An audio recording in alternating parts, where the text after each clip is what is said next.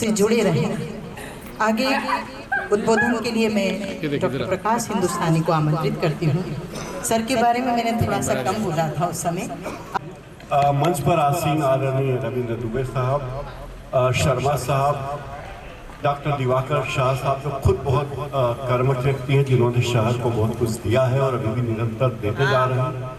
सुनील गावस्कर की तरह हैं वो, जो चरम पे हैं अपने प्रोफेशन में, अपने काम में शीर्ष पे हैं, लेकिन उन्होंने एक नया काम अपनाया है। दीक्षित मैडम, अनुराधा मैडम और आदरणीय हमारे जैन साहब, जिनके बारे में हम हमेशा बात कहते हैं, जिनके बड़े प्रशंसक, और जैन साहब की बहुत सी बातें हमें बहुत अच्छी लगती हैं और उनके भी हम बहुत बड़े प्रशंसक हैं। इतना अच्छा भाषण बोलने के बाद, शर्मा साहब के उद्बोधन के बाद कुछ बात बोलने के लिए बचती नहीं है, तो मैं क्या कहूँ, उनके सामने मैं एक शिष्य हूँ ये कह सकता हूँ। दरअसल हम सब प्रभु के अंश हैं, हम सब में प्रभु का अंश है, हम ये बात मानते हैं। इस प्रभु के अंश में कुछ लोग ऐसे हैं जो रोजमर्रा की मुसीबतों से, दीन दुनिया की परेशानियों से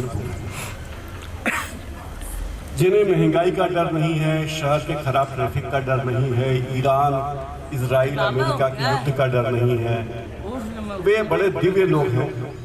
लेकिन जो लोग उनके साथ में हैं, उनके साथ में दिन बिता रहे हैं, उनकी मदद कर रहे हैं, मुझे लगता है कि असली देवता वही हैं जो उनकी सेवा में लगे हैं।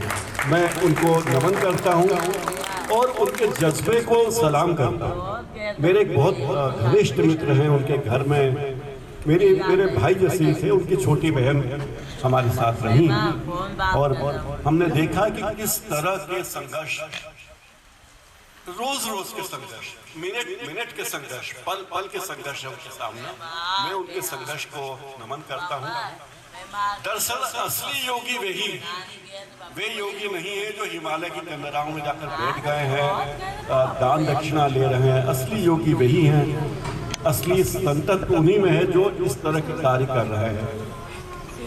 लेकिन वे बच्चे जिनके बारे में ये किताब लिखी गई है, हम यहाँ कार्यक्रम कर रहे हैं, वे बच्चे कितने खास हैं। कभी वे आमिर खान की फिल्म सितारे जमीन पर कार्य करते हैं, कभी संगीत के आयोजनों में जाते हैं, कभी प्रधानमंत्री किसी को सम्मानित करते हैं, कभी राष्ट्रपति सम्मानित करते हैं, कोई पैरा ओलंपिक में सिल्वर मेडल लेकर आता है। ये सब वे चीजें हैं जो आम आदमी के लिए भी बहुत कठिन है, लेकिन उन्होंने किया है तो निश्चित ही वे सब सलाम के हकदार हैं, प्रणाम के हकदार हैं, हमारी प्रशंसा के हकदार हैं। रविंद्र दुबे साहब और जैन साहब, आदरणीय जैन साहब से मुलाकात मेरी एक बार हुई इस किताब के संदर्भ में ही, और इस किताब को देखकर मुझे लगा कि ये भी कोई मतलब क्या दिव्य दृष्टि पाई है कि इस विषय पर उन्होंने किताब लिखने की सोची। ये बहुत आसान होता कि रविंद्र दुबे जी अपनी किताब लिखते थे, अपने अनुभव लिखते थे और किताब लिखते थे, लेकिन उसके पीछे जो संगठन शक्ति उनकी रही, उन्होंने अपने जैसे और दोस्तों की और भाइयों की, बहनों की मदद की, उनको साथ दिया। ये बहुत इसके लिए बड़ा संगठन का कौशल चाहिए, कोई साधारण बात नहीं है। अगर ये मैनेजमेंट की दुनिया में होते, कोई आईआईएम ये काम नहीं कर सकता, कोई आईआईएम, कोई सिम्बायोसिस ये काम नहीं कर सकता जो रविंद्र दुबे जी ने किया।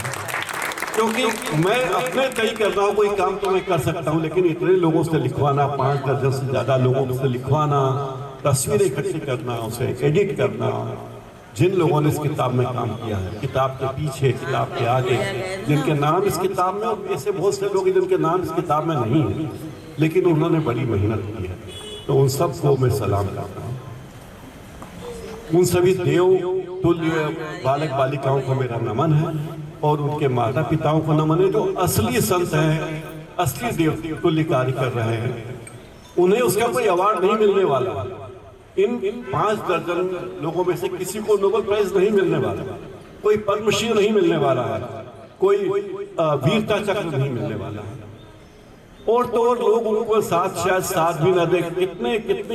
कितनी कोशिशें उन्होंने की होगी, कितनी मुश्किलों में मैं कल्पना करके शेयर उठता हूँ कि मैंने देखा है खुद कितने मौके जश्न मनाने के उन्होंने छोड़े होंगे, कितनी खुशी के मौके छोड़े होंगे, कितनी पिकनिक पार्टियां छोड़ी होगी, कितने फिल्मी समारोह छोड़े होंगे, कितने मिलने जुलने छोड़ा होगा, लेकिन वो अपने कार्य पर अडिग रहे। उनको नमन करना चाहता हूँ।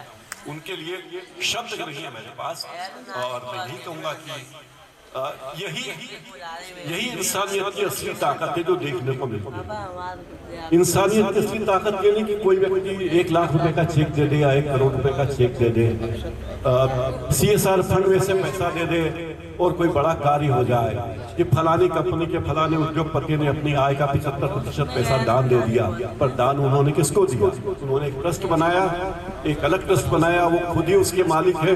उन्होंने इस जेब से पैसा निकाल के इस जेब पे डाल दिया और कहा हमने बहुत महान काम किया। ये काम वैसा काम नहीं, ये उससे कहीं बड़ा काम है, उससे पवित्र काम है, कठिन काम है, और ऐसा काम है जो लगातार निष्ठा मेहनत का। और मुझे लगता है कि हम में से कितने लोग ऐसे हैं जो इस तरह के कार्य करते हुए जिन्होंने अपने जीवन की लीला खत्म कर, उन्हें कोई जानता नहीं, लेकिन मुझे लगता है कि जीवन की सार्थकता इसी में है कि आप कुछ कार्य करें, ऐसा कार्य करें तो दूसरों के उपयोगी हो। सभी को एक बार नमन, आपका बहुत बहुत आभार कि आपने मुझे यहाँ आमंत्रित किया।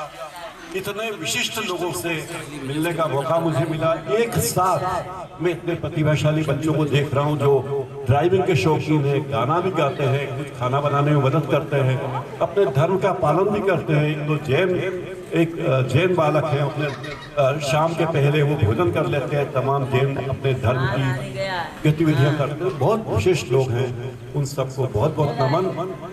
कई बार मुझे लगता है कि उन लोगों के सामने मैं बहुत बोलना व्यक्ति हूँ, मैं कुछ भी नहीं हूँ।